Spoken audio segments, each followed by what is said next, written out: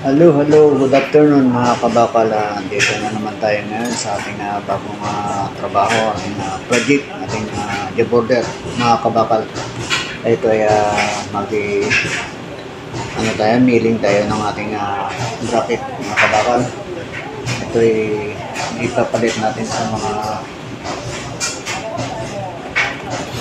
telephone sa open deck mga kabakal. Stainless ito mga kabakal na ating imimiling na bracket mga kabakal.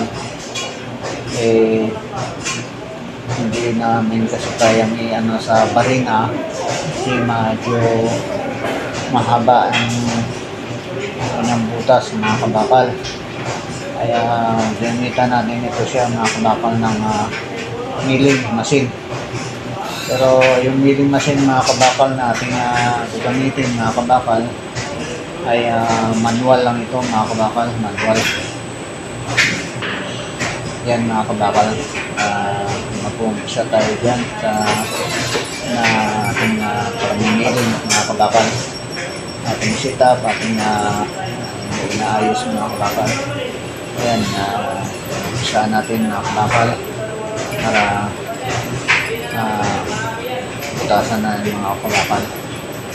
Yung mga kabakal ay 6 na piraso lang yan mga kabakal. Pati yan po yung natitira natin mga bracket na hindi pa nabutasan mga kabakal. Kasi stainless siya mga kabakal, kaya medyo mahirap butasan.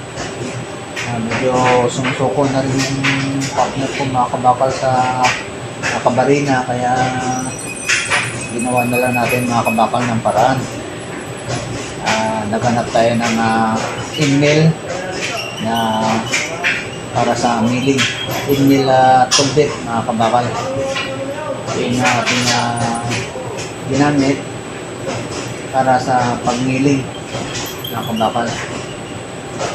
Yung matagal siya mga kabakal milling. Hindi naman kasi natin pwede mga kabakal i-versahin.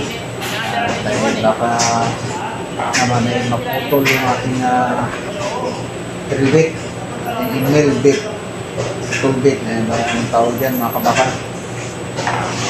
Ano tayo mga kabakal, first time natin din na makahawak nitong milling machine o manual mga kabakal. Kasi sa ibang barko mga kabakal, meron silang milling machine na automatic. Dito mga kabakal, manual lang ito siya mga kabakal.